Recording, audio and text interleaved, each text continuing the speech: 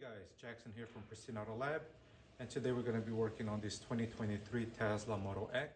Beautiful car. It has only 300 miles, so it's brand new. What we're going to be doing to this vehicle is ceramic coating. Client wants to do a full-on ceramic coating. Obviously, we're going to, prepare the vehicle prior to coating it. But before, I want to make sure to measure the glossiness of the paint to see where we at. I hope you guys can see it.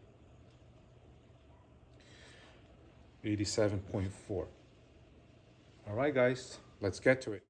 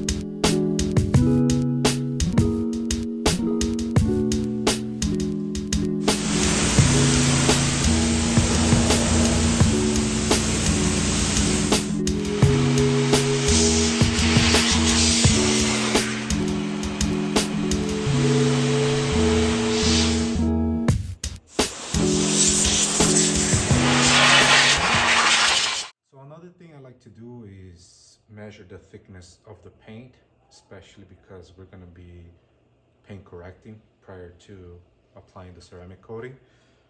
You'll be surprised how it comes out from the factory sometimes, so I just want to make sure we are working on a safe zone.